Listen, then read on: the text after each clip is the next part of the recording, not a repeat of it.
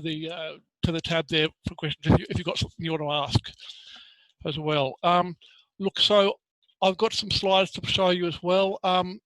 We're looking after at the moment about 77 Australian families who've either travelled overseas or waiting to travel or coming home. Most of those are going to the US, Ukraine, Canada or Georgia.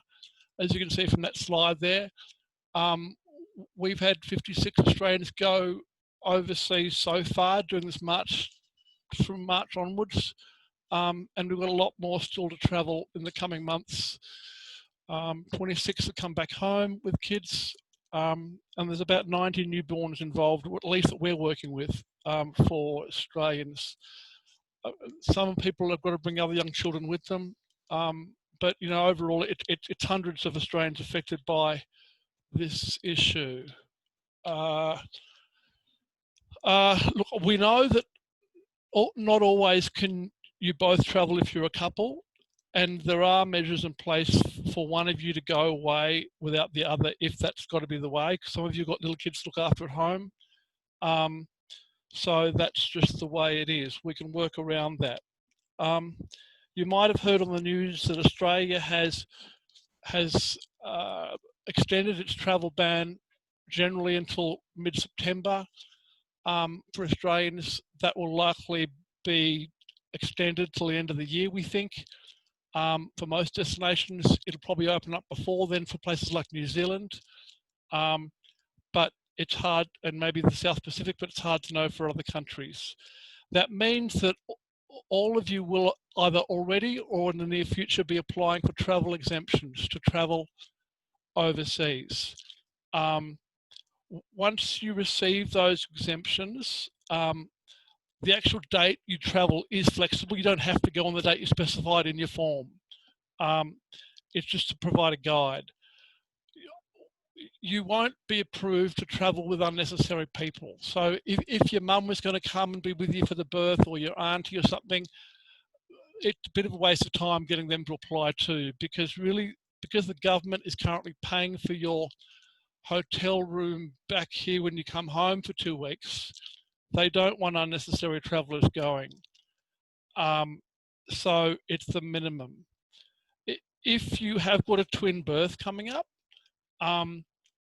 and you're having to travel alone because your partner can't come, then that's a bit difficult because you can't bring more than one child per adult on a plane trip coming home.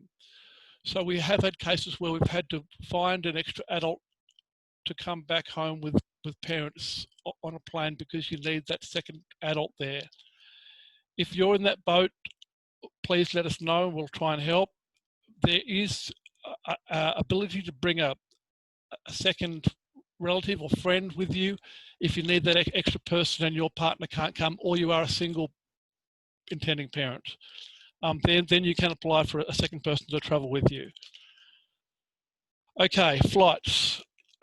This is a bit of a nightmare at the moment, flights. I was just on the phone then to Qatar management because we've got dramas every day about flights. If you haven't booked them already, it's best to book through a travel agent so you have some flexibility. If you do it through a travel agent, it means that you can just put a hold on a booking rather than paying for your airfare. There are a number of people who've paid for airfares already and those flights won't run. So you'll have to apply for a refund and they take months to come through. So if you haven't booked yet, it's best just to book but not pay for the moment. Yes, a lot of flights, as you would have heard, are being cancelled at the moment. Just because the demand is not there for travel, particularly from Australia, given we are one of the few countries that have got a fairly blanket travel ban. It means it's not viable for most airlines to fly. I mean, the only regular or reliable flights we have at the moment out of Australia internationally are with Qatar and United in particular, and Cathay Pacific coming up soon. If you have to transit overseas in an airport, some countries have not been allowing foreigners to transit in their airports. Istanbul, Paris, Tel Aviv, you can't transit in those places. In other European capitals, you need special permission to transit in their airports if you've got a connecting flight. On top of that, given how unreliable flights are, some airlines won't let you leave Australia unless you show evidence of an onward flight connection ticket. They don't want you sitting in a foreign country without where a flight's been cancelled. So that makes it a bit more difficult too. For the quarantine issue, when it comes to arriving in a country, many people ask me, do I have to quarantine at my first port of arrival? Say if I'm going to Alabama, but I've got to go through LA first, do I have to quarantine there? And the answer is no, you only quarantine in your last port of arrival. And that's only for countries that are requiring quarantine. The USA has no quarantine requirements, and Ukraine is just lifting its quarantine requirements for Australians. So that's only affecting those of you going to other countries. A general issue about births. If for some reason you do miss the birth, your infants will be in good hands. They'll be looked after at the hospital for days or weeks. If you are there, you might not be allowed into the birthing suite. We'll hear from some parents tonight about how the birthing issues worked and whether they were allowed in the birthing suites or not. But there are restrictions in hospitals at the moment on who can go onto the rooms, where in the past you would have had both of you going in there. In some countries now that's not so possible. If you're arriving overseas before your 2-week quarantine, to your quarantine, and then your baby is born either already or before the quarantine ends, your agency or hospital will bring the baby to you. You haven't got to wait out the quarantine separately. You'll be looking after the baby while you're in quarantine. And food and groceries will be brought to you. So please don't worry about that kind of stuff. You need to make sure that the Australian embassy overseas knows that you're coming, because they have to resource the processing of applications for paperwork appropriately. So please make sure you reach out to them at least a few weeks before you're due to travel, to say you are travelling to so-and-so a city for a surrogacy birth. The person you reach out to depends on what country you're going to, obviously. Australia doesn't have consulates in every country. If you look at this slide here, it shows you a guide to who you've got to contact depending on which country you're going to for your births, to notify them that you're coming. As I say, they need to be prepared so they know what staff they're going to have to put on to help you, because there's a lot of paperwork involved here. In the past, Australians going to the US or Canada didn't really need to inform the Australian authorities they were going, because they were coming back on a US or Canadian passport. Because of the COVID situation, that's now not possible or advised for people always to come back on an Australian a Canadian or US passport because of the time lags or the closure of offices. So you will often be getting a passport for Australian for your child before you return. That's why you need to contact the Australian government overseas to warn them you're coming. And Marcus will talk a bit about that a bit later. A general principle here for those of you who haven't had a baby overseas before is you need to apply for Australian citizenship first for the child. And once you have the Australian citizenship, you then apply for the passport after that. And it'll be, in your case, as an emergency passport, which can be processed in about a week. Australia has been fast-tracking applications for citizenship and passports for everybody involved in surrogacy, and so the processing times have speeded up because they're keen to get people home more quickly. What will happen with the citizenship document, though, is it'll be mailed to you where you're staying overseas. So you need to put that address down for your citizenship application. If that's going to be difficult logistically, you can ask for the hard copy of that citizenship document to be sent to our embassy overseas, and you pick it up when you come in for your passport collection.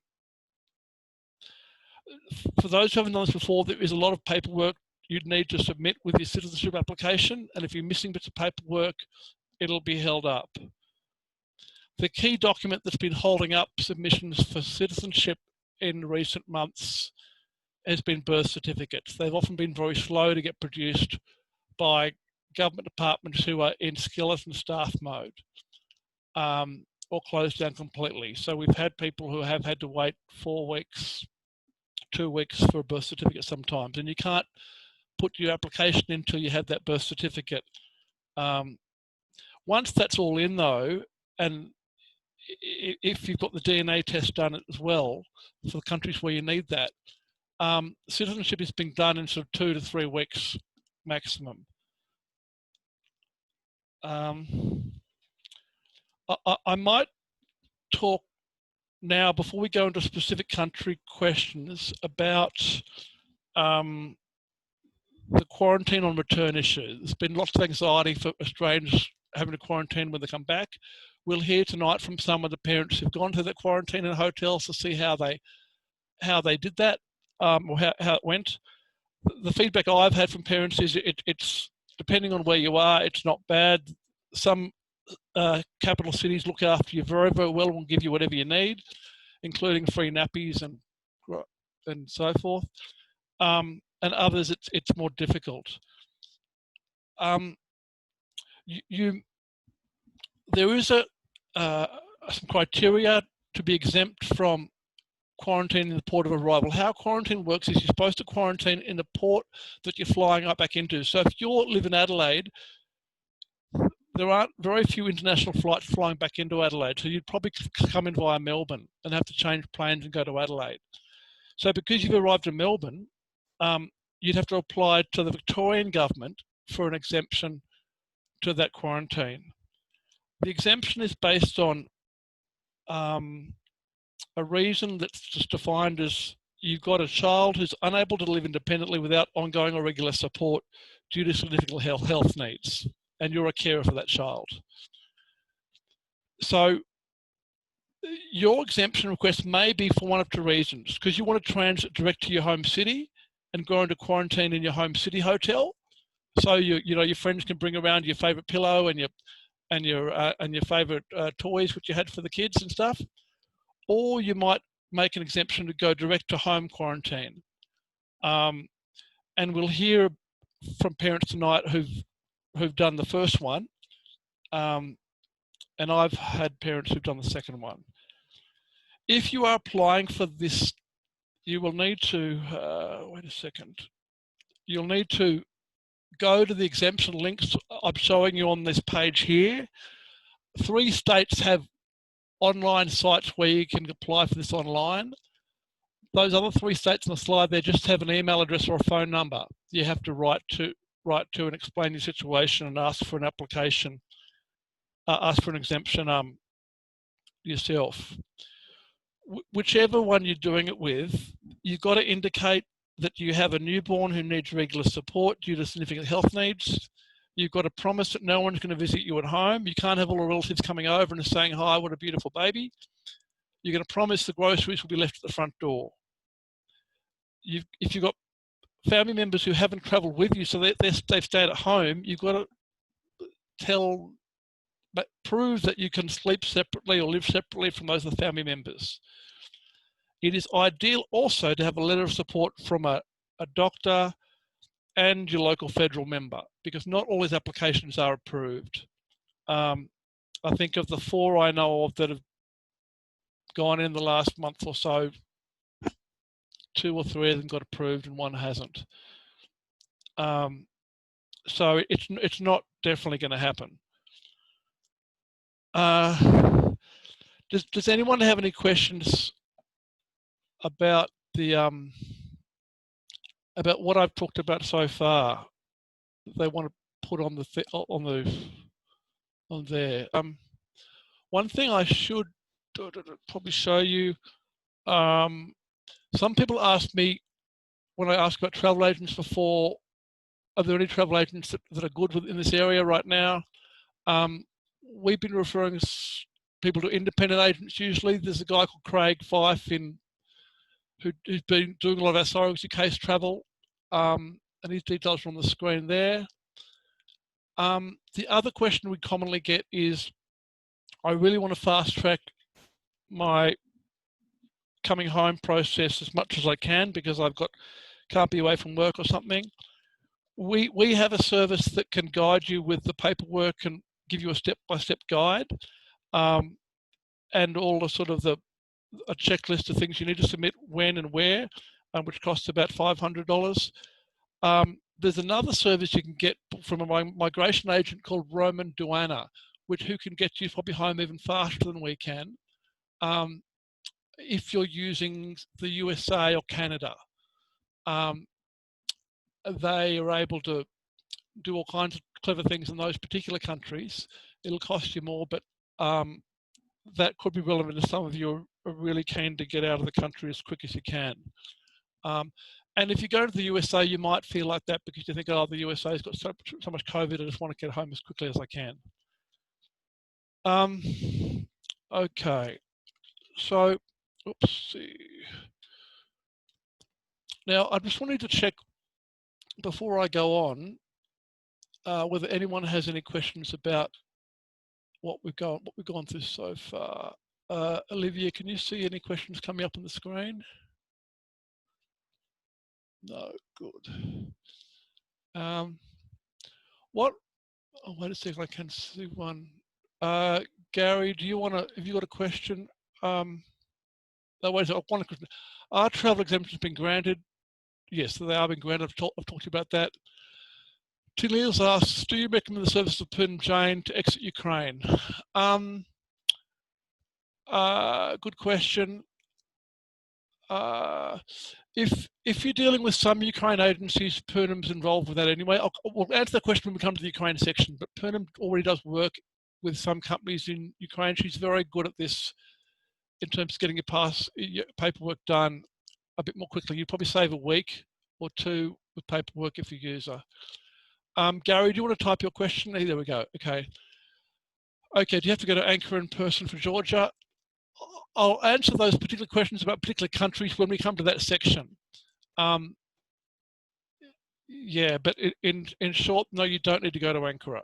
That's been done differently now. A lot of the things you would read online or the information you will get from airline personnel at the moment does not apply to you because you guys are all special cases. You're people who need to travel for births, and so the general bans on some things and the general processes that people followed 6 months ago or 6 weeks ago will not often apply to you because we get special exemptions for your travel needs and for your paperwork for coming home. So things you'll read on a website might not necessarily be true for you. An example of that is on the form, for example, for having a guarantor for the photo for your baby, it says you need to have an Australian citizen who's known the child for a year or more. Now, in actual fact, that's impossible for a newborn child, and it's often impossible for people in countries where there's no Australian sort of at hand. So the government knows that, and they make exemptions for those kind of rules for surrogacy births. So the guarantor does not need to have known the baby for a year, and doesn't need to be an Australian citizen. So there's a whole lot of little quirks that you need to understand so you don't panic about these things beforehand. Adam, you got a question, which we are going to, can you type that for me, Adam, that question maybe? I wonder if we can type it.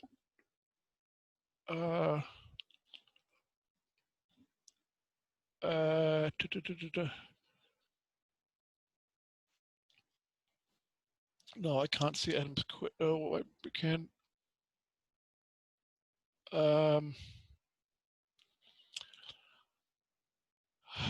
Okay, that's that one done. All right. There's questions here about citizenship relating to citizenship for non-biological parent relations. So,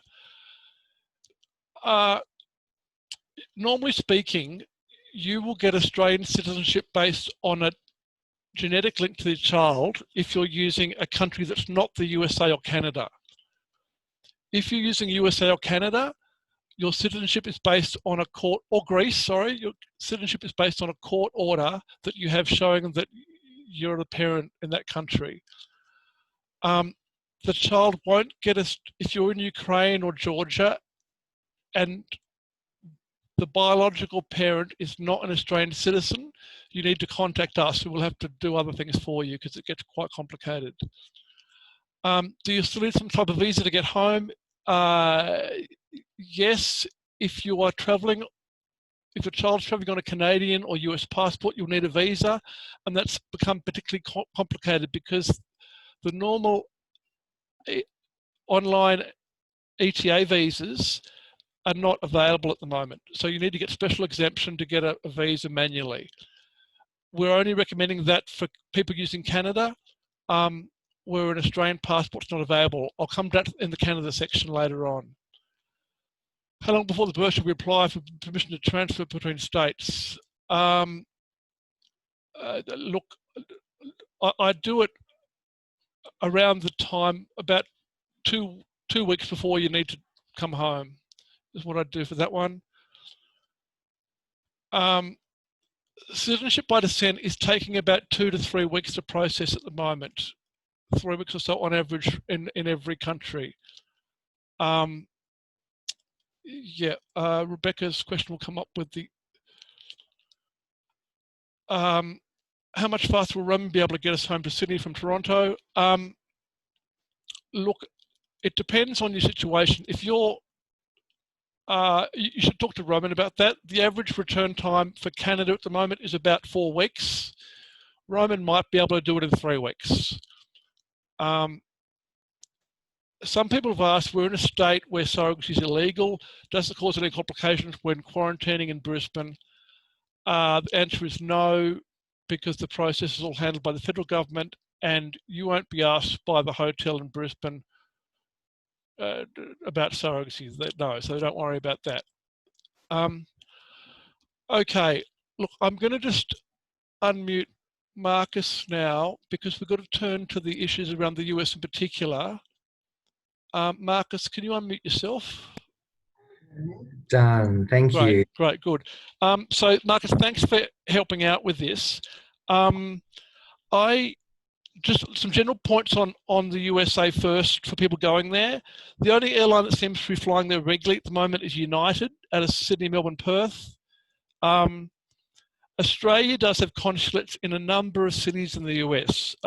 Washington, Chicago, Denver, Houston, LA, Miami, New York, San Fran. And I understand you can pick up passports from any of those places. And the current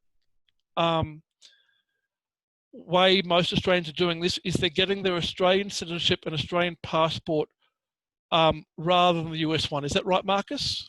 Yeah, absolutely. When we left the offices in the US, we're just opening up and they were strictly just doing very emergency American citizen passports as a priority.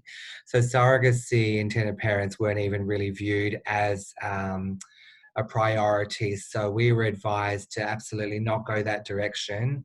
And as Sam mentioned earlier, to go through the Australian consulate to get your emergency passport once you'd received your citizenship of descent application. Some embassies I know are doing it a little bit differently. Like San Francisco Australian Embassy was a little bit different to Los Angeles. Los Angeles for us accepted the electronic citizenship of descent document that you get from the department, whereas a lot of them will only accept the original document, which, as Sam mentions, mailed to an address of your choice in America. I spoke to Los Angeles Embassy when I was there, and because my friends were doing it out of San Fran, and they had to present the original document. And he said, look, he goes, it usually is state by state allocated. So they should have gone through San Francisco because they were in Sacramento. But Los Angeles being one of the exit and entry points out of America, they quite often do other states as well. So it would be worthwhile giving them a call to see if they can process your paperwork. And as far as I know, they're a little bit more on the front foot than perhaps some of the other states. So we actually got handled really well by the team there. It's just 2 people and, and they were very on the ball. One thing I can recommend is that when you do the Australian passport application online, do that as early as you can and fill in as much information as you can and then print it up, because you have to get the notarist to sign it. And that can be obviously someone in America that has one of the allocated qualifications. And it might be a nurse or a teacher or a judge, of course, or a justice of the peace. But there's quite a few numbered qualifications there. We actually got our midwife to do it for us. We'd known her from our previous surrogacy journey. So we printed the document up and then took it to the hospital and she signed it and notarized that for us. So once we had that and I worked on all of the paperwork that you need, I scanned or got all of that documents into my computer and I sent all of the electronic copies to the passport agency in advance. And what they did is they just proofread everything very quickly and just to make sure that I had everything that was needed. And I gave me some advice. You still need to do this or don't forget to do this. So I found that really reassuring, because obviously once you've just had the baby, your mind's a little bit sort of in a different place and there's still things to do. So when your baby's born, you've got to keep the momentum going and keep moving, because you've got your citizenship of descent to apply for, the birth certificate to process, and then the passport to process. And obviously you're quite keen to get out there as quickly as possible. So I really highly recommend to scan all of your documents through and then send it on to your passport office, and always call every day your passport office and develop that rapport. I sent them photos of the baby. I let them sort of know a bit of our story. So we developed a personal relationship and they were so accommodating, which was fantastic.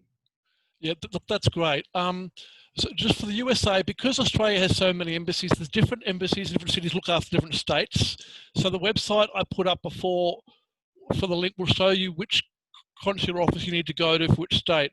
In California, it's different because we do have 2 embassies in California. But for other states, you sort of got to go to the embassy contact which looks after your state. Marcus, can I just ask you, with your process, were you there for the birth?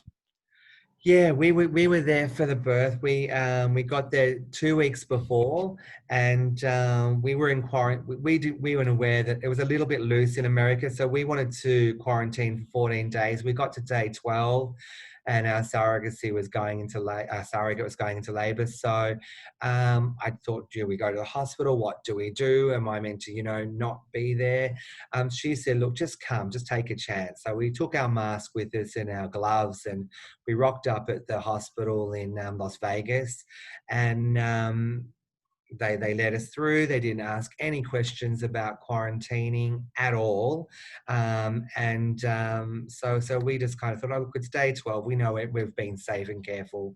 So and our surrogate was comfortable enough with us going in. So what happened, only I was allowed in the delivery room and my partner was in a waiting room nearby. Okay, got it. And then you come home with the baby's in hospital for a day or so, is that right? Yeah, so he was in hospital for a day. We filled in all of the paperwork. He was born on a Friday. We were out of the hospital on the Saturday. It's really important to make sure all of the paperwork is thoroughly filled in and completed, especially obviously the vital records of I suppose, his name and details that are going on the birth certificate. What will happen, that gets lodged by the hospital. That actually took a couple of days for that to happen. So that got lodged on the Tuesday. They send us an encrypted email to open up that document and make sure that the names are correct. And then you have to send them back via the encrypted document a reply to that. Some intended parents I know didn't do that. And of course they were waiting for their birth certificate to come through, but because they hadn't acknowledged it and sent a receipt saying, yes, that's correct, and had gone through the encrypted email process, um, the hospital hadn't lodged it. So you must always acknowledge that encrypted email, and that way Okay, you lodge it to vital records for the study. that's a great tip. And what about with the citizenship document? Did that arrive? The hard copy arrive with citizenship for you guys? To be honest, it didn't. We're still waiting for it. We're back home. Well, we're in the hotel now in quarantine in Melbourne, and our surrogate still didn't receive it within the fortnight of us going. So it was a bit concerning that if the embassy had needed that to approve the passport, we'd still be in America. And thankfully, they accepted the electronic copy. Right, right. And you came home on United, is that right? We came home on Air New Zealand, Air New actually. Zealand. Okay, Yeah, great. and you know, for us, that I don't think any other airlines are flying to Melbourne. So for us, we wanted to take that flight direct to Melbourne so we could quarantine in Melbourne. I applied for the exemption, of course, to go home. But what I can tell you at the moment is that Victoria in Australia is very, very strict, and there's really, you know, They are, they are. And so you're right, the strictness does vary by state, and Victoria, you're right, is particularly strict. So unfortunately, you know, it's tough. yeah, it Um, is. It is. yeah. So did you have to go via Auckland coming home? Yeah, so we had a 4 hour overlay in Auckland, and we checked to make sure that, you know, we were definitely not going to have to quarantine in Auckland, and we told, you know, up to 10 hours. And you have to all be on an Australian passport. So that's another really important thing. Even if you could get an American passport for your child, if you're flying via New Zealand, you will not be allowed to come through to Australia, or you won't be allowed, your baby won't be allowed to come through. Wow, So okay. all Australian citizens. Can I just clarify that will your child get a US passport at a later date now? How's that going to happen? Um, I think we'll apply for one. Yeah, Yeah, I don't see if we're not look with the first child who was born 20 months ago, we got the American passport really quickly, and yes, he's an American citizen, and they're both American citizens. yeah, But you know, his passport, the first one's just 5 years for in America. I don't think we'll use it anyway, so yeah, we can yeah, yeah. apply for them at a later stage. Yeah, So okay, okay. Can you tell us a bit about what hotel quarantine's like? oh my God. Oh, look, to be honest, it is a really difficult part of the journey, especially when you're at the end and you're emotionally quite spent and mentally drained. And it's very daunting. The Department of Health and Social Services in Victoria's website doesn't really tell you much about families. It tells you about the process, but bringing a family back, it doesn't really outline what you're going to be expecting. So it can be very daunting. So I'm definitely hope I can give you a few good tips tonight to help people get over that little bit of a hurdle of anxiety and not knowing what to expect. Um, you are basically ushered through to the airport, and you have to sign a contract saying that you acknowledge the quarantine process. They'll have a predetermined hotel that they're going to put you in. Melbourne doesn't have a self-service apartment system for families, which some other states do. I know New South Wales have self-service apartments. So you can demand to go to a self-service apartment that have kitchen and laundry facilities. You can have 2 bedrooms, and you can have a balcony. In Melbourne, unfortunately, it's not like that. So we're staying at the Crown Metropole. It's a 5-star hotel.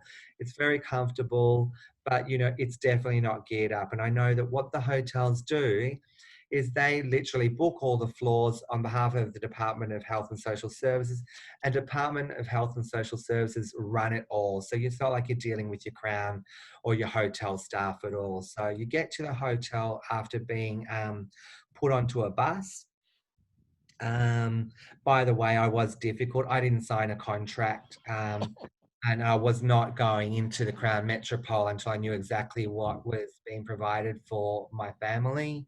And you know, you will get a little bit quite protective, obviously, of what your family needs are.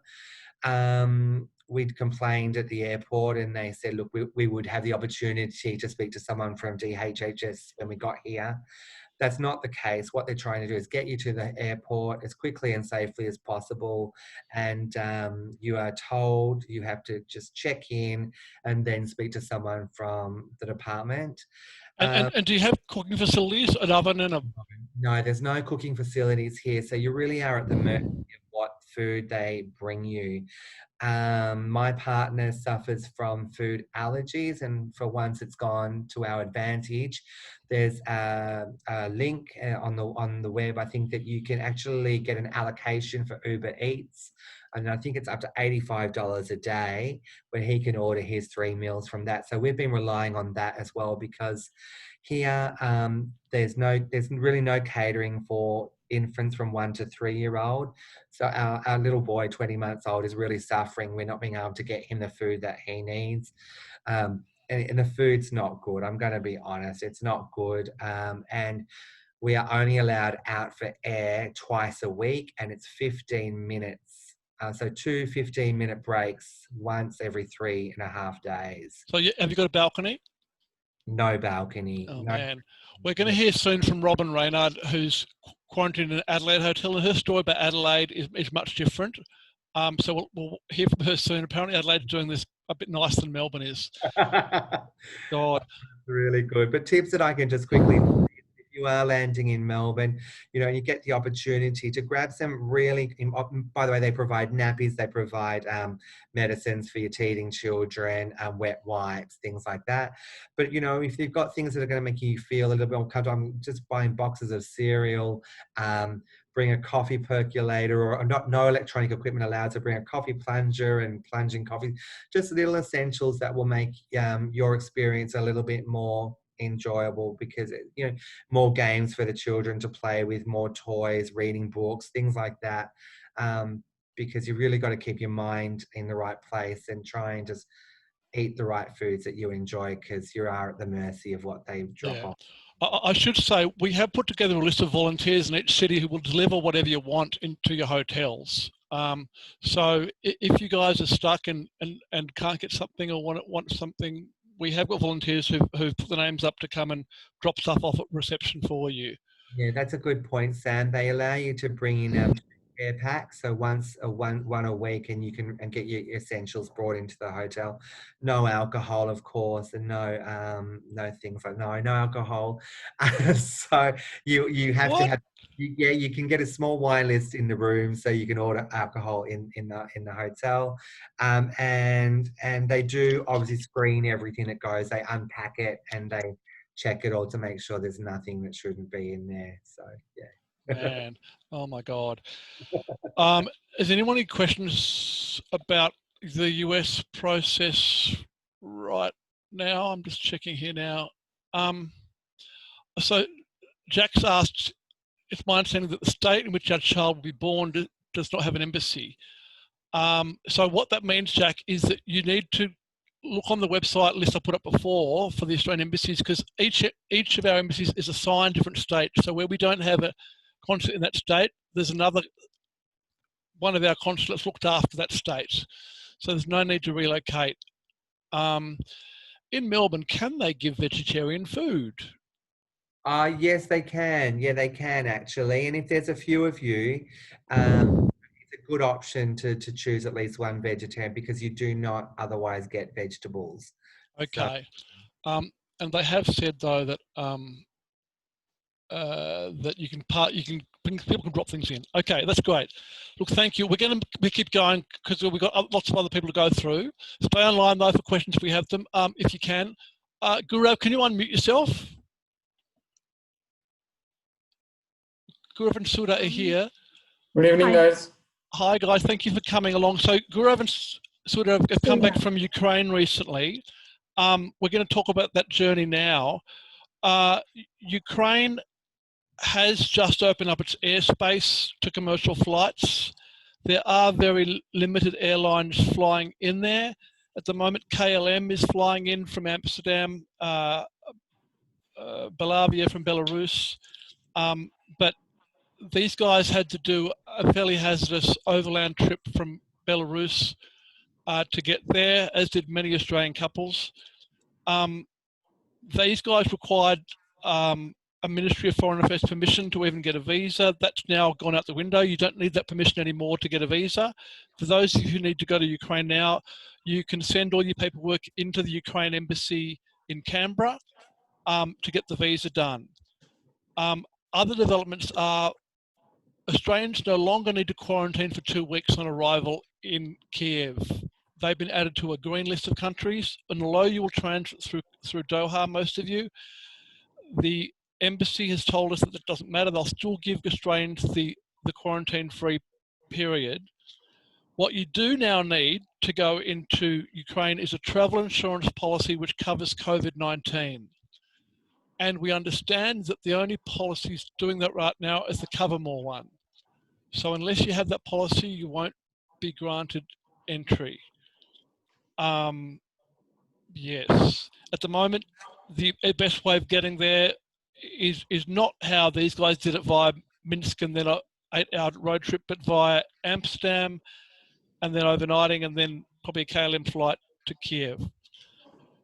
Now, let's hear about Ukraine from you guys. So tell us what it was like over there. Can you tell us, how long did it take to get the birth certificate, for example? We quickly got the birth certificate, and first of all, everyone is interested in the timeline. We started our journey from Melbourne on 29th of April, and we came back in Melbourne on 30th of May. So straight away 4 weeks, and the whole processing took place just within 3 weeks. From 7th of May when we got the birth certificate to the baby's passport on 28th of May. So wow. It's 21 days. That's great. Okay. So, so I think what we should explain to people, I suppose, is once you have the birth certificate, you can submit the citizenship application online. You upload the certificate with that, and then you can get the DNA appointment booked, can't you, for the DNA test? Yes. So it all depends on the preparedness of parents that I learned. So we got the birth certificate in the evening. We filed the application online for CBD, and the next day we booked the appointment for DNA testing. So that was all done within a day, and DNA testing was done after 2 days appointment. And timeline for DNA results that came back was on day 8. We got the DNA results, and on the same day when we got the DNA results, we shooted emails to the London office, VC London office, and they quickly sent the temporary citizenship of baby, and within an hour we booked the appointment for the passport. Okay, wow. So and the passport appointment occurs at the consulate in Kiev, does it? Yes. So luckily that was Tuesday. That happens on Tuesdays and Thursdays. So we got the results of DNA on Tuesday, and the same day we booked the appointment for passport. And passport came back after 1 week on the 7th day. That is 28th of May. So the whole process was done back to back. So the main That's great. The main thing is one should be very well prepared of the process. One should be very clear, and the whole paperwork should be ready from parents' side as well, because the agencies do their work themselves, and that cannot be changed. The only thing that we can quicken the process is by the parent itself. And the thing that we learned was the lot of you should take your own scanning device, portable scanning device, because you need lots of paperwork that has to be scanned, and printing facilities should also be there. So take all the printouts that can be done. So how big is a scanner? Can you get quite a small scanner, can you? Scanner is it's just like a stick, magic wand. Oh, yes, that's right. Yeah, the stick one. That's just really... 1 foot, very slim. Right. Yep. Okay. So that can be uploaded straight with a scanner. Okay. Terrific. Yes. That's great advice. So just for people's context, normally the average time for Ukraine exit was 6 weeks, and you did it in 4 weeks. So it's evidence that they have actually speeded up the process. Yeah. Yes. Okay. But That's great. I have seen many parents struggling for the birth certificate. So all depends on the agency sometimes how they arrange birth certificate, because that's the main crux point from where the whole paperwork starts. So one should be very smart to get this birth certificate done somehow, because it's Are there any ways of making sure that's done quickly? Sorry to say, but the Ukrainian government officials, they work on bribe as so you give them $100, $100 USD, then they will weaken it. Otherwise, they will just hang you around. Exactly. So you can go to the office, can you, the counter, and slip them some money at the counter? No, for us, we were in quarantine, and the entire process was done by our agency on our behalf. So the agency just asked us to pay more money that will go to the government official. Okay. That's how it is. Gifts and bribes, something like that. Yeah. Okay. Sorry to say that, but it's a fact. Yeah. I know. Okay, that's really good. Can you tell us how the flight was coming home with the baby? Flight we came through Qatar, and we booked a flight from Ukraine to Copenhagen through SkyUp. There are a couple of flight options. One is SkyUp is the carrier, and other one is the Ukrainian Airlines. So we preferred SkyUp. The only thing is that both of these guys, they don't understand English, and if you try to call them, they will just hang you up and they will say that we will respond to you later on, but they will not respond. So understands English over there. So you have to be proactive and you have to take your own ownership.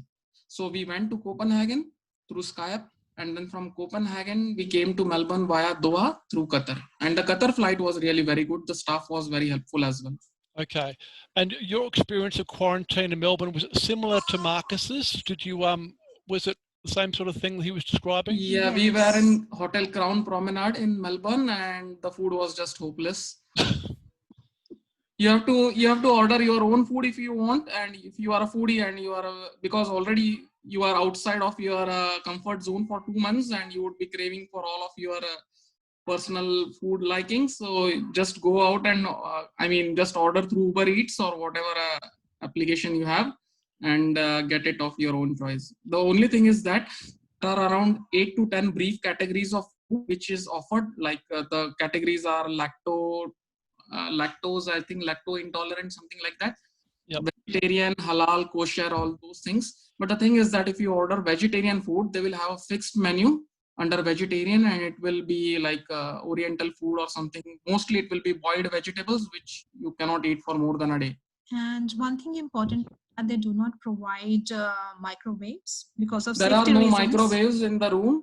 There is just one kettle. So if you want to order coffee or tea, you have to either order it through Uber Eats, or they will just give you some sachets of coffee and some packaged milk. You have to survive with that for 14 days. Yeah, they're not offering the microwaves at the moment. For safety reasons. Yeah, that's right. So no, so it is hard if you're sanitizing your bottles and things like that. Because how do you sanitize a bottle without a microwave? You've got to keep boiling the kettle. Yes. We use the boiling water from kettle, and we used to. Okay. Gaurav. The funny thing is that they will in fruits they will give you funny those navel oranges, and they won't give you knife to cut it. So for safety reasons, you cannot carry knife. Oh man. There is no balcony, and there is no microwave. Yeah, there is no. And you would be put on a waiting list for a fresh air walk. So they will give you around maximum 10 to 15 minutes of fresh air walk, and that will be a very small size of area you can walk to. It will be like 4 your feet. room. Yeah, 4 feet. Yeah. 4 by 4 feet. And you can walk on the hotel terrace as well. And there will be one behind you and one in front of you. Oh man. You're on waiting list, so you will get theoretically you will get just one slot in your quarantine of 14 days. Will be just for 10 minutes, and you cannot touch anything. You have to wear mask, you have to wear gloves, all PPEs. That sort of a thing. Okay. There will be guards sitting on the foyer, and he will ensure that nobody just pops out of their room as well. Okay, this is really depressing. Okay, look, let's move away from that for a minute because I'm depressed about that. Can I just go back to Ukraine for a second? Just think, what else should people bring to Ukraine apart from that scanner? Any other tips that people think people should bring with them? Maybe install a translator app in your mobile. Yep. To translate Russian or Ukrainian into English. Because language is the big problem. Okay, I have a question here about, as you know, normally Australians used to have to go to Poland to collect the passport, but I understand for you guys, you didn't need to go to Poland. The passport came to you in Kiev. Is that right? Yes, Yes. that's right. Because there's a special provision offered because of this COVID crisis. So what happens earlier in the perfect world was that when you order emergency passport, you have to fly to Warsaw. Yes. Come back. But now they will do it through courier. So that will save your time and money as well. Yeah, that takes, Okay. Do they provide a baby crib in the hotel in Melbourne? yeah, that's up. Yes, That's they up do to that. you. But when we asked for it, the staff told that the earlier that just took that thing with them, and so they are no longer offering it. So we have to return it. It all depends upon the supervising manager over there. You're right. It's very much about the person that's working at the time, but with us, they didn't. But if you've got another child, really push for that 2 rooms with the adjoining door. That's what we got. And it's actually saved us because I couldn't imagine having a larger family and being just 1 room. So Yeah. do that. Yeah. Okay. All right. Okay. One more question for you, Marcus. How was it traveling on a plane with a newborn? Any tips for the long trip home? Yeah, we got the bassinet seat at the front. There's quite a lot of people actually coming with newborns. You'll find, you know, there's quite a few. So we asked for a seat just at the rear of the plane. We thought that would be quieter and easier. It's checkerboard seating. So I think out of our flight, there was probably about 70 people, which obviously the flight normally caters for about 350. So it's a very loosely seated plane, and you know, no problem with that. Ari, depending on the airline, United don't give you boiled water. When we flew United over to the States, they had limited their service, no coffee, tea service, no hot water. And I heard there was no alcohol on the plane as well. Is that right? No alcohol. Air New Zealand on the way back was just wine and beer. And they were doing hot water though, which was great. Okay. But I'm not sure how you get on. I mean, a lot of people are just giving their children just warm, you know, and room temperature bottled water milk. So, you know, formula, or you can buy prepackaged formula in the States, but we didn't have to, thank goodness. Yeah, yeah, okay. I mean, I do know some people who have said, well, actually, we'll come to that next in a minute. There's a question here about, would you recommend flying business class? And I know Robin said to me, oh, heck, we just went business class coming home. We were so over it. So, and I know other people have done that, but are you saying an economy was okay for you, Marcus? Yeah, we actually did premium economy, thanks to Air New Zealand, because they messed up our flight going over. We were meant to go over on Air New Zealand, but we got to the and we were told we couldn't board leaving Melbourne because the New Zealand government had decided not to let us through because we didn't hold an American passport. So that's when we drove to Sydney, and by the next morning got the United flight. So yeah, I complained to New Zealand. They upgraded us, which was great. But I had friends in economy, and they were absolutely fine with the service. I mean, everyone was really just so kind and compassionate, and it was very sad. A lot of the Air New Zealand staff, it was their last flight, so they're really cutting back on Air New Zealand flights anyway. So I don't think that'll be much of an option to fly internationally in the near future. So, you know, it was an emotional flight for everybody, but we were all looked after. Yeah, yeah, yeah. I've got a question here about Ukraine. Would you recommend using an agent, or were you able to do it as easily yourself? That's a really good question people ask me. If you're a super organized person like Gaurav and his wife are, then I think you can do it yourself if you've got a good eye for detail. If you're not so good with detail and paperwork and dotting the I's, it's better to use either our service or Poonam's service to help you, because it could save you some time. It's really up to you.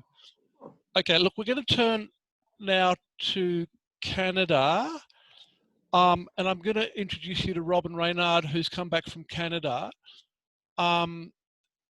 Just before we get Robin to talk, I'm just going to give you a bit of an update for Canada on what the process is. So not only do you need Australian permission to leave, you need Canadian Border Force permission to enter. Some provinces in Canada require additional permission to enter them. Masks are required on flights. At the moment, I think Robin came back in Qatar. Cathay Pacific is flying out of Sydney to Vancouver. A particular complication around Canada is, for some people, it's better to apply for an Australian passport and some for a Canadian one. And they'll depend on where your birth is in Canada.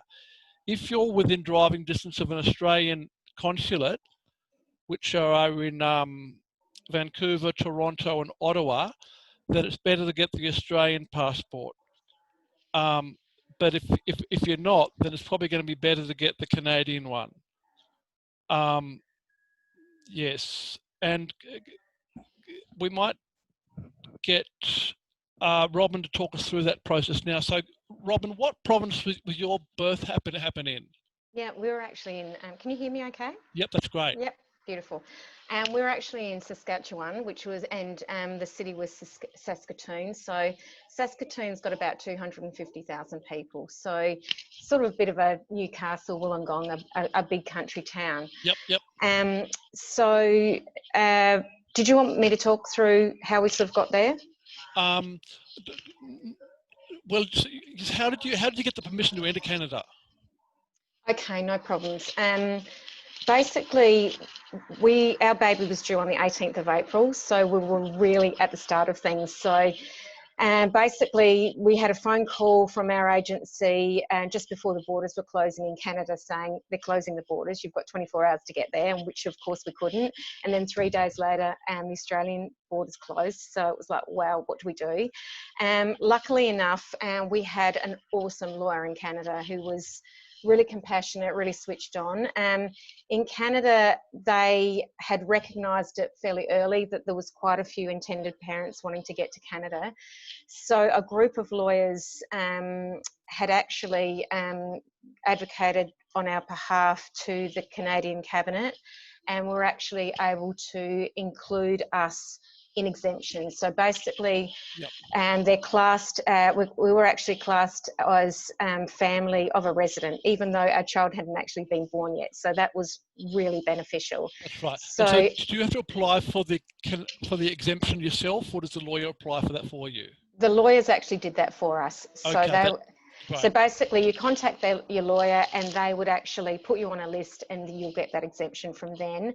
And then you'll actually get something from the Canadian government to say that you've actually received an exemption. Right. So you flew to Vancouver and then you changed planes and flew on from there. Is that what happened? We did. And so in Canada at that stage, you would actually be able to quarantine at your last point of transit.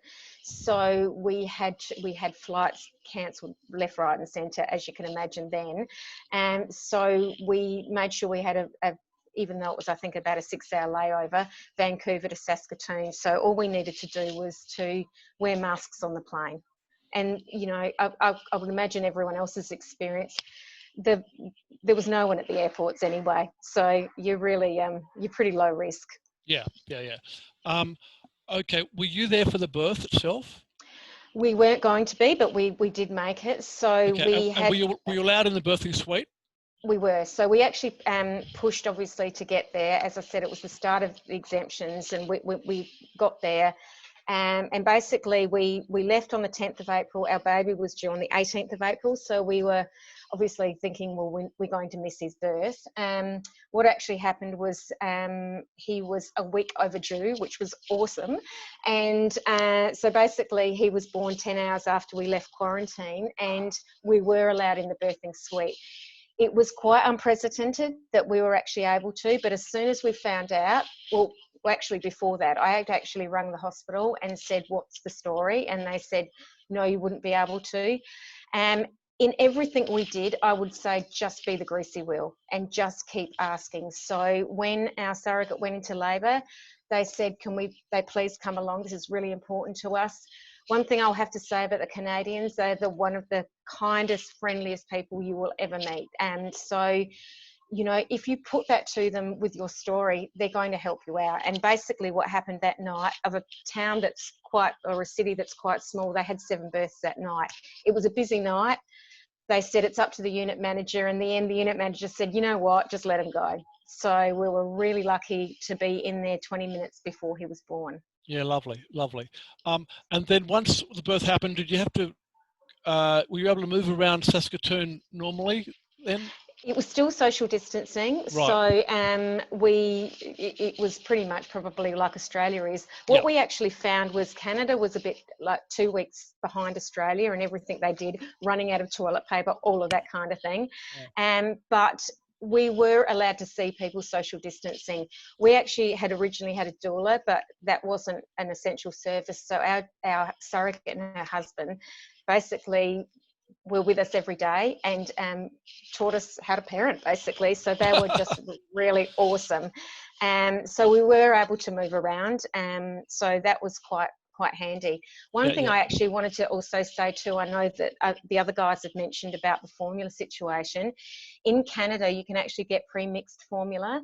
And so our surrogate actually breastfed our son for 2 weeks, which was great. But they also have a pre-mixed formula, which you can just buy off the shelf. So we used that and bought enough back for us to be in quarantine as well. So are you able to have that in hand luggage on the plane? Absolutely. Right. And you don't, it's like cracking a beer. You don't have to have it sterilised, anything like that. You basically take it off, just take the cap off. So when you're at the hospital, you just get as many of the teats as possible. You can still buy the teats and then just keep, I guess, sterilise. Well, we just had a whole heap that we just bought. So we really didn't have to sterilise much. Yeah, yeah. And I assume you're just giving this to the kiddie at room temperature. Yes. Yeah, yeah. And some people ask me that, new parents are anxious. They say, "Oh, will my baby take milk that's room temperature rather than hot?" And they will.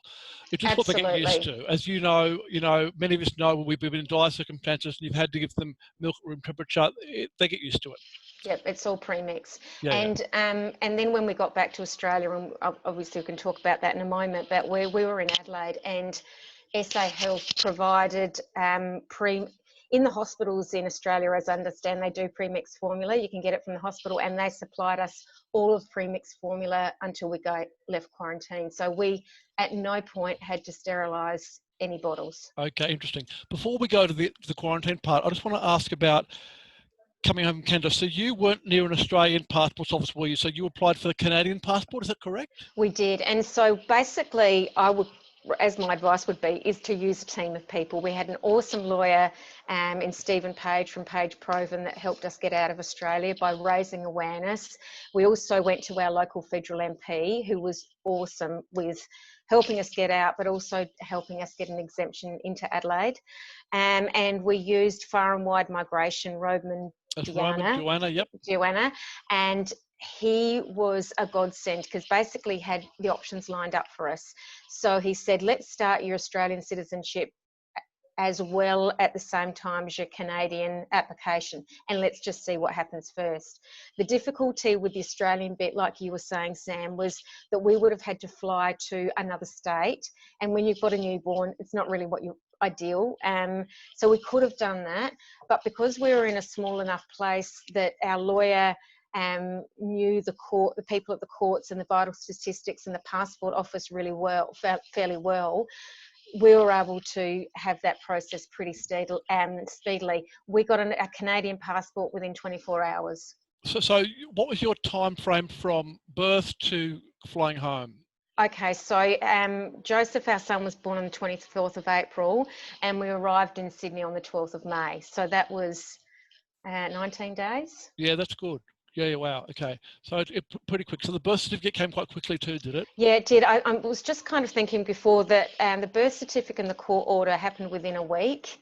And then it was obviously getting that passport within 24 hours.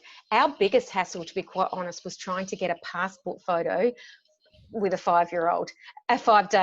Yeah. That was the difficulty. Yeah. It's very hard. Those of you who've done it before, it does take a number of goes. You must have the kids' eyes open, and you must have the right sort of background. Australian government is very picky about what is allowed, and I'm sure the Canadian government is too, and they will send you back to get done again if they don't like it. Yeah, and the other thing is too, and in Canada there was photographers weren't classed as essential services, So there is a chain called London Drugs, and it's a bit like a Kmart, and they did passport photos. So we're able to use them. And you're right, like you said, they're actually pretty, strict about that sort of thing. When you go, make sure you get the dimensions for the Australian passport photo and the Canadian, and then you don't have to waste time with the rest of it as well. That's a really good point. So just so other people know, so different countries have different dimension requirements. So it's good to know what your country is versus Canada or US, because you'll need both. Yep. Yeah. And basically we got him as he was blinking. So we just made sure when we went to the passport office, he was asleep. Okay, fine. All right. So that happened there. Now coming home, what happened? You actually flew into Melbourne, didn't you? We flew into Sydney. Sydney.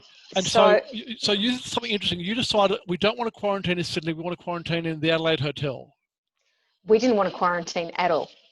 Oh, okay.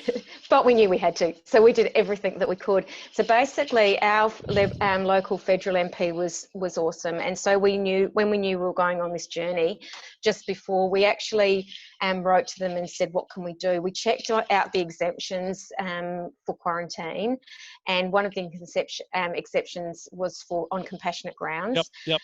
We wanted to quarantine in Adelaide because we wanted to be closer to, as it said, we didn't actually want to, but we knew it would be close to home. So we basically wrote a letter and talked about the fact that we had a newborn that was just going to be 2 weeks old. For emotional and all of those physical reasons, we didn't want to quarantine, but we understood that we had to do it in Adelaide eventually. But basically, from our MP writing to the New South Wales Health Minister, Brad Hazzard, we were actually granted quarantine to actually, leave to actually quarantine in Adelaide. So the only thing was that all the flights get in about 9 at night, and the one from Adelaide, there was only one flight a day, and that left at 2 p.m. So we quarantined one night in New South Wales at a hotel. So it was interesting for us because we were able to then compare the two experiences, which were, quite different. So you're saying Adelaide was much better than Sydney? Adelaide was awesome. And if anyone was actually wanting to, is from Adelaide, do it in Adelaide. It was at the Pullman Hotel. They knew that we were coming, so SA Health actually contacted us and said, what do you need beforehand? They basically had all of the nappies, all the premixed formula. They actually also made us up a backpack of baby clothes, everything that you would need, like diaper cream, everything that you would need for the baby. We were actually also, our family was allowed to bring up a bassinet and bouncer and anything else that we needed. The hotel we ordered off their room service menu, so that was any time of the day that we could order. So it was a fine dining menu. So French toast for breakfast, eggs Benedict, whatever you liked, duck at night time. It was quite incredible. And they also gave us a balcony so that we could go outside. So okay. And can you really use good. the hotel pool or gym? No, you couldn't leave at all. So as just listening to the other experiences, you couldn't go outside it at all. We were actually stuck in that room for 14 days, but we did have the balcony. So that was kind of, okay. Yeah. And when they're delivering food to you in your room, do they just knock on the door and leave it on a tray? Yeah, they'll just knock on the door and leave it. You can order Uber Eats or any of that sort of thing. You can order alcohol as well, but you get a ration. I think it was, and that didn't matter. It was, I think, for my husband, a 6-pack of beer a day, or a bottle of wine and a 6-pack of beer. So you could order alcohol as well. Yeah. Okay. All right. Any tips for what people should bring over to Canada with them when they're going over there? I was kind of thinking about this. I know that another couple mentioned that scanning device before, but on your computer, or if you've got an iPad, we just took an iPad, and you can, there's a scanning app that you can use anyway. So you just download a scanning app. So I basically took my computer with all of my documents because I just wanted to have all of that handy, for when they needed that. Other than that, look, in Canada, they pretty well look after you. The agency was really good, but our lawyer was even better, and our migration agent as well. So What about things like immunisations for the kids? I mean, the kids need immunisations like before you came out of quarantine or anything like that, or? No, so basically over there they actually don't do, they don't do hepatitis B, so you only get vitamin K. And on about day 10, they do a checkup of your baby just before you leave. And so we made sure that we got a letter to say that we could fly, because we just weren't sure what the airlines would say. So that was no problems at all. I would just say, you know, pack for, as far as clothes and that sort of thing, it's just, I'm in love with Bond's wonder suits, because you can zip them up and down, and that's basically all we needed. But look, the fact that you can get premixed formula, and you can basically get anything there, everything's quite good. Great. I've got one last question for you. Coming home from Canada, you actually came via Doha with Qatar. Why did you do that rather than coming home via direct or via USA? Okay, so the US-Canada border is still closed, and I actually just read today that it's closed until I think the end of July. So unless it's your essential worker, which they basically class as airline crew or, you know, transporting food, you can't actually get over that border. So what you're saying is you can't even transit in an airport? No, and my aunt, look, don't quote me on this, but I think in the US, if you transit, you're classed as actually entering the country. So no, you can't even transit. So it needs to be another way. So Qatar are the most reliable, and they're going, I think they almost go every 3 days. So our journey was Saskatoon, Toronto, Montreal, Doha, Sydney, Adelaide. So if you can get to Montreal, I think the flight leaves at 11 p.m. at night, and it's a 12-hour flight to Doha, and then usually about a 5-hour layover, and then 14 hours to Sydney. Yep. Okay, that's great. It's very, very handy. Look, on that issue of flights, those of you who are flying Qatar coming out of Australia, you must give us those flight details 3 or 4 days at least beforehand, because there's a lot of permissions to get, even though you're flying out of Australia and you have a ticket and an exemption. The airport clearances for transit airports are a pain in the ass. So flying is no longer how it used to be. Flying is now very much of a hassle. So you can't just jump on a plane anymore. All right. I've got a question here from somebody. Are there any concerns for same-sex couples, families traveling on Qatar or through Qatar? Answer is no. That's fine. Qatar is very happy with. I mean, well, it's fine. I mean, I fly Qatar regularly, and they've had no issues with that I've seen. I mean, I'll double check that with the parents I know who've done that, but yeah, we're in close contact with Qatar senior management at the moment over these repatriations, and they would be appalled if they heard there was any problems with that. Oh, one other thing. So Qatar will has done a deal with us, so they'll put you in the lounge. If you've got a transit time in Doha, coming back with your baby, they'll pick you up from the gate in the buggy and take you to the lounge and give you special treatment. I forgot about that. Okay, we have to turn over to Georgia. Now, can I get an unmuted from Kelsey? Hello, Hi. Kelsey. Thank you for joining us. That's so good of you. No problems at all. Now, Kelsey's, Georgia for a while was a bit of a nightmare country for us because they had no flights going in at all. Luckily, that has recently changed. I'm just going to give you guys a bit of a quick background on Georgia before we hear Kelsey's story. So the airport has reopened to commercial flights very recently, but there's very few airlines that are servicing Georgia still. For example, Georgia Airlines is flying 2 days a week only during July. So at the moment, you could go Qatar to Amsterdam and then overnight and then go Georgia Air. There have been some other changes in Georgia. There's a 2-week quarantine when you get there. And Georgia has got some of the lowest COVID rates globally. They've been very, very strict on this. And I've just heard from one couple that Georgia is not allowing people to be united with their babies while they're in quarantine for those 2 weeks. So they're as strict as that on it. And as you be aware, countries have different processes here. So, Kelsey, can you give us an idea of when did you travel to Georgia initially? What date was it? Yep, so we left on the 29th of Feb, or 28th of Feb, and got there on the 29th. And then our daughter was born by a C-section on the 2nd of March, which was a Monday. And were you able to be there for the birth in the room? So no, we weren't allowed to be there for the procedure. Our agency kind of told us at the last minute, go to the hospital now, because they didn't have it booked in Yep. Georgian hospitals. You kind of just get told to go.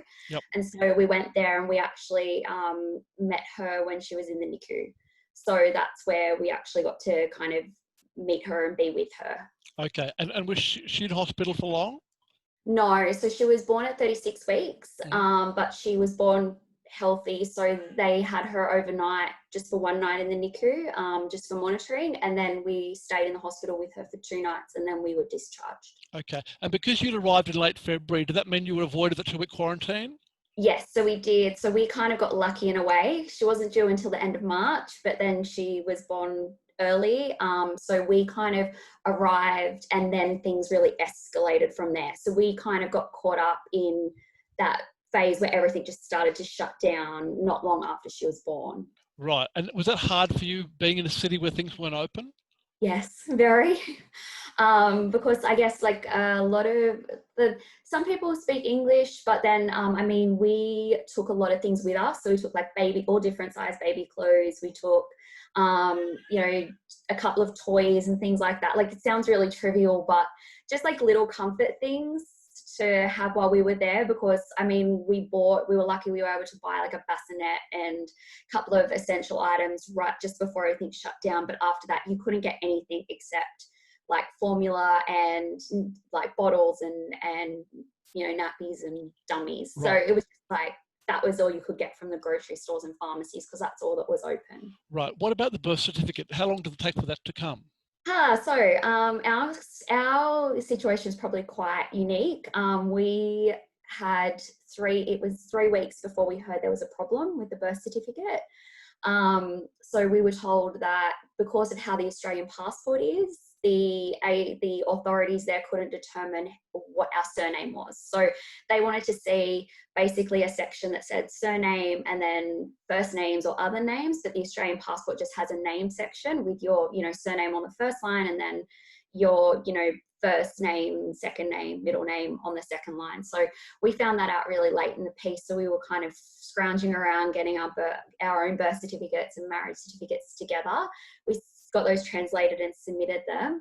And then that was on a Friday. Then on a Monday, the government shut down their offices, which issue birth certificates. So it got approved, but they wanted it apostilled. We couldn't get it apostilled because of COVID.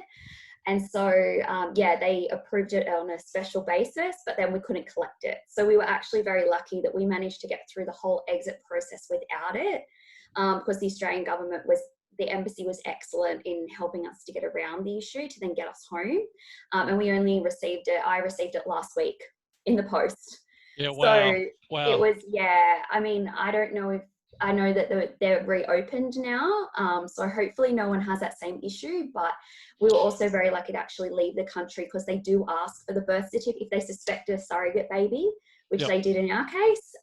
They asked us for her birth certificate, which we obviously didn't have. Luckily, we had a different document that they accepted. Otherwise, if we didn't have that, they wouldn't have let us out. Yeah. So I should tell people that everybody using Georgia now, at the start of the process, they will now ask you for a document proving what your first and last name is. Yes. Because this is not, unfortunately, not just happened to you. It's happened to a number of couples in Georgia, where the government has this particular issues about which name is which. Yeah. So I guess the thing, because as advice to others, I guess we were told by our agency that no, we only need the passport, that's it. We took our originals with us of our birth certificate and marriage certificate, but we didn't get it apostilled because we didn't think we needed to. So in hindsight, even if your agency tells you don't do it, definitely get it done, because you can't just go to an embassy in Georgia. There's no Australian embassy there, so you'd have to send it away to get done, and that just adds more time. Yep. Now, so how long was it before you got Australian citizenship after the birth? Yeah, so it was about 4 weeks in the end. We were in country for 6.5 weeks. 6 weeks. Okay. Right. So yeah, it was about 4 or 5 weeks in that we got the citizenship. And was that mailed to you, that document? So it was emailed to us and then sent to our home here in Australia. Okay, so they were happy to accept the email version for the passport. Yeah. Okay. Now, my understanding is at the moment, Australia's not issuing passports in Georgia, and instead you're travelling home on an emergency UK travel document. Yes. Is that so right? That's what happened. Can you talk us through that? Yeah, so what happened was usually you'd have to travel to Ankara to have a passport interview and submit all your application and everything. Because of COVID, you couldn't fly from Georgia to Turkey, so they agreed to accept our application by email. We were able to, so we did that, and they did our interview by Skype. And then what basically happened was embassy, once they got approval from Canberra for the application, they arranged for the British Embassy in Tbilisi to actually issue the emergency travel document on behalf of the Australian authorities. And that's what we used to get home. But then that meant we don't have an Australian passport for her. So we have to go through that process now to get the full passport. Okay. All right. That's fine. And that document you came home on was a one use only document, was it? Yes, correct. You can't reuse it. Like they said that it can go as long as if your trip goes over multiple days, like that's okay. But as long as you're, heading in the direction of your final destination. Okay. Someone's asked, what's an example of a document that proves your first and last name? And you're saying that is your birth certificate, is that right? Yeah, so we used our birth certificates, but then we also, because I've changed my surname because of after we got married, so I also had our marriage certificate to prove my change of name. So they were able to kind of match all that up.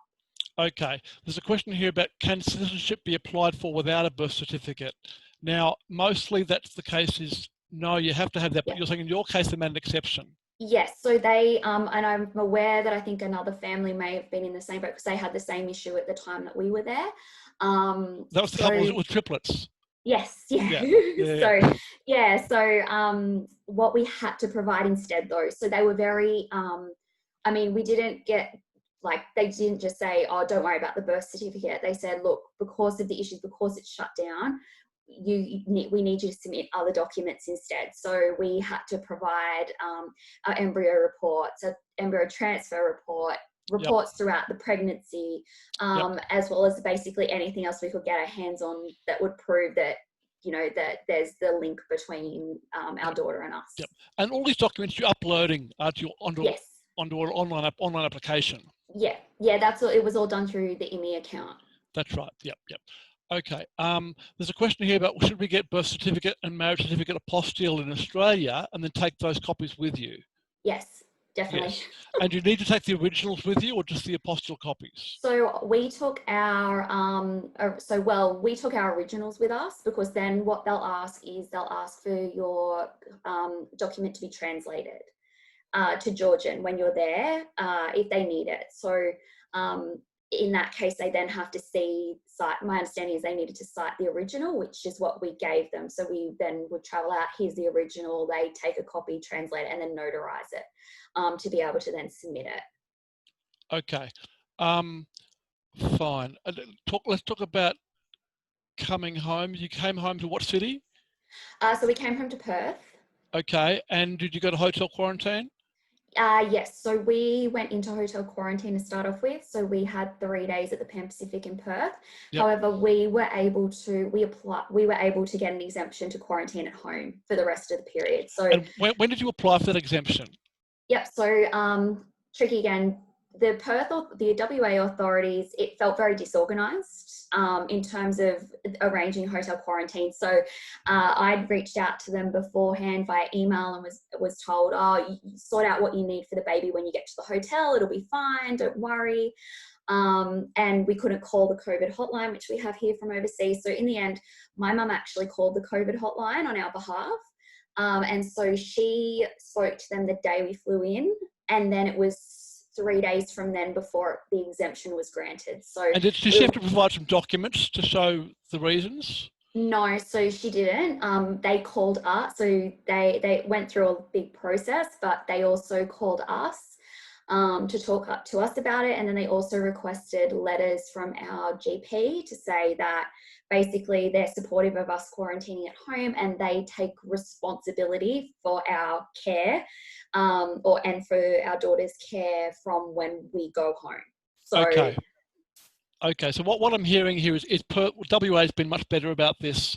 And you're right, WA doesn't have an online form, it's just an email address or whatever, yes, or a phone number. So you've just got to talk them through it, do you? Yeah, exactly. So I mean, the reason that we said was, she's 6 weeks old, she's too little to be, in hotel quarantine with, limited, because the hotel that it was just a standard hotel room. We were given 2 adjoining rooms and that, but kind of we made the argument that, washing bottles in a sink and not having, we've already been through quite an experience to get home and et cetera, to try and basically build our case to say it's better for us to be quarantining at home. Okay, that's great. All right, so now the citizenship document has arrived, has it, at home? Yes, so it arrived at home. But I think you can also request a more formal citizenship document through the IMI account as well. So we haven't done that part of the process yet. We've just got the version that they gave us after citizenship was granted. Yep, okay, great. Anything you'd advise people to take with them to Georgia when they're going? So I guess we were able to get we didn't take any formula with us, we didn't take nappies. So it was possible to get brands there that you would be able to get back home. So we didn't really worry about that. I guess if lots of shops for other things are closed still in Georgia, I'm not quite sure whether everything's fully reopened or not. Yep. It's kind of taking those things that you think you might need for a longer stay. So, different size clothing, I guess just we just took little baby, soft baby toy just a couple of little things that are more homely, kind of more comforting. Yeah, great. But I think the biggest thing is take all your documentation, have it all kind of ready to go before you leave. Yep. I've got a question here. What route did you come home from Georgia? How did you get home? So we, so at the time when we left, which I think it might still be a similar case at the moment, is they weren't allowing foreign citizens in. So no airline was flying in. So the only way you could actually get out was via repatriation flights through Georgian Airways. So we got a repatriation flight to Paris. And then we flew from Paris to Doha to Perth. But I guess the thing is that in Paris, we weren't able to leave the international transit zone. So we were working on the assumption that maybe we lose our luggage because we couldn't kind of collect it and check it back in because of because they're not connecting flights. Georgian Airways doesn't connect with Qatar. But in the end, Georgian Airways can check your bag all the way through. And that's what they did for us. We were told they couldn't, but when we got to the airport, they did that. Okay. But yeah, when we were in Paris, we weren't able to leave the transit zone. They issued our tickets at the desk, the gate. That's what I was trying to say. And then we flew straight from there to Doha to Perth. Yeah, so I think we didn't have much transit time at all, which was great in the end. Okay, great.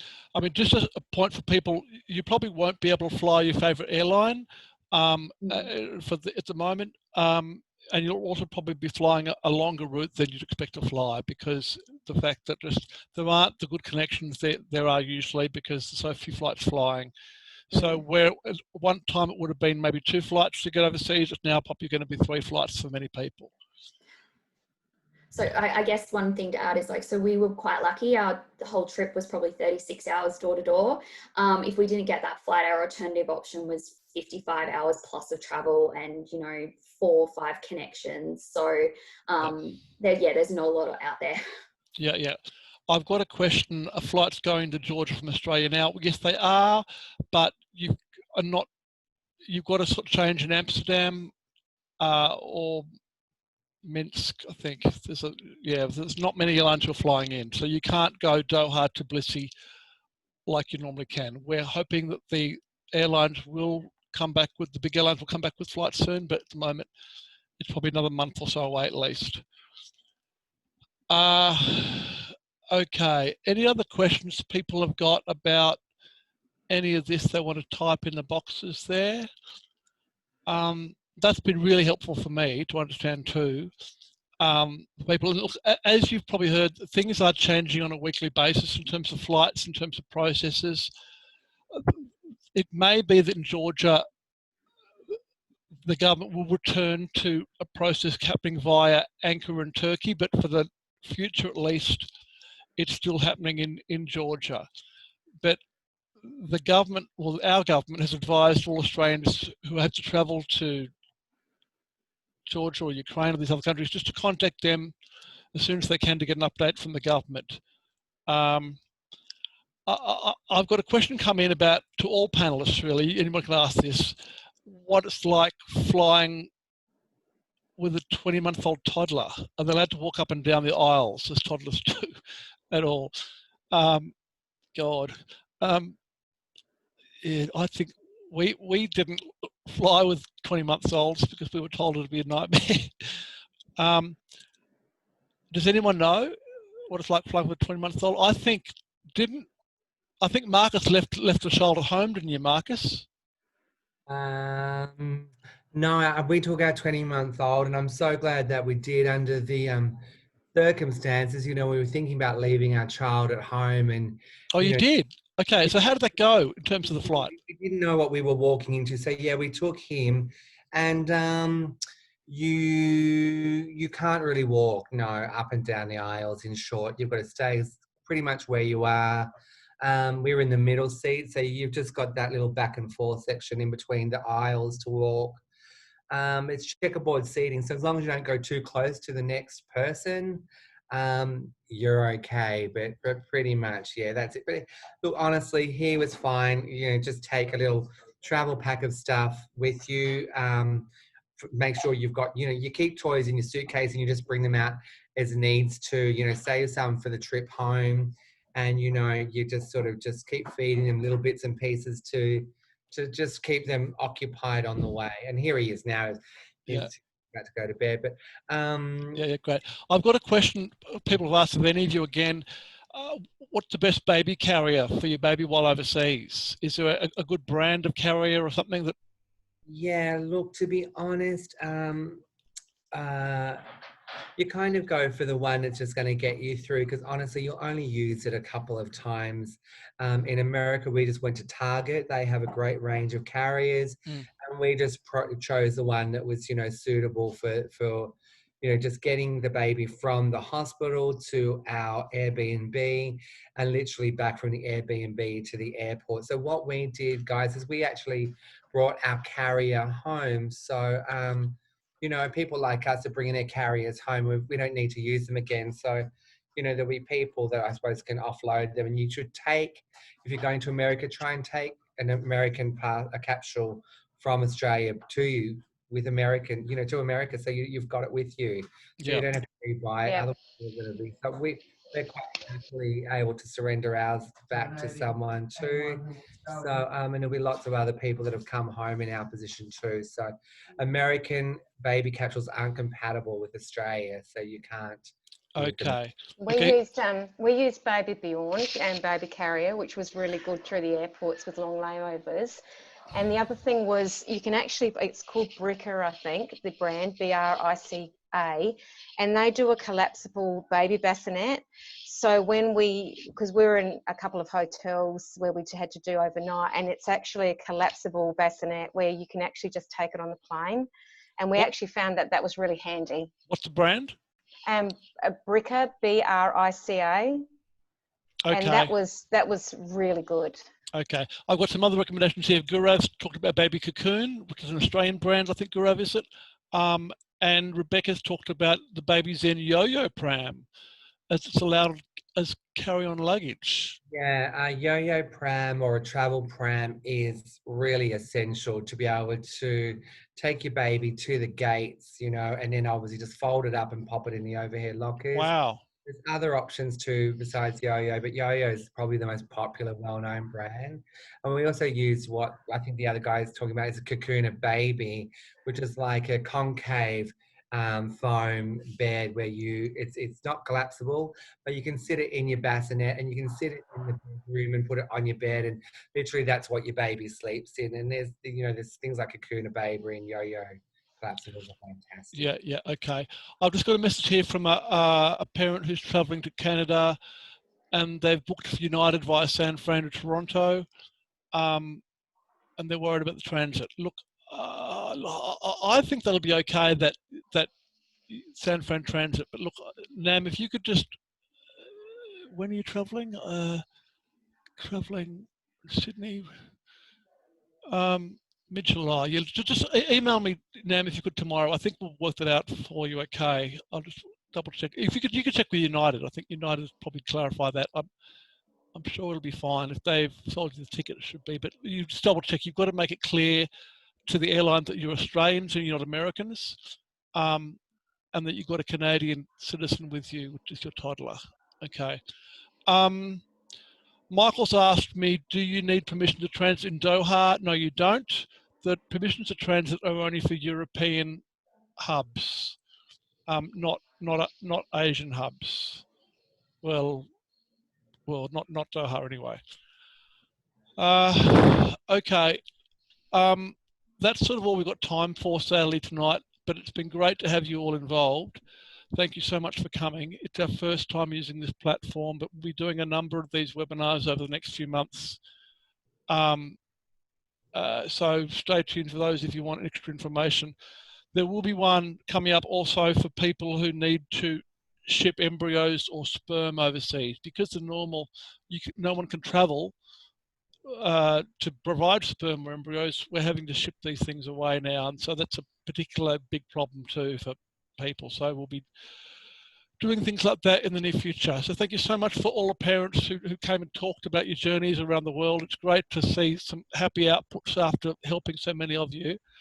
I'll go and have my dinner now, and good luck for people who go ahead. If you need more help, then email me and I can give you some of the slides we showed today or some customized support if you need it. All right. Night, everybody. Bye. Okay. That's great. Thanks, guys. See ya. Okay. Good luck on those hotel rooms. God, I'll be thinking of you. Poor guys. I don't know how they do it. Oh, man. You were lucky. Thanks, Gaurav. It's great. Thanks, Sam. See you later. That's great. Thanks, Olivia. That's lovely. See you tomorrow. Okay, terrific. Bye. Bye.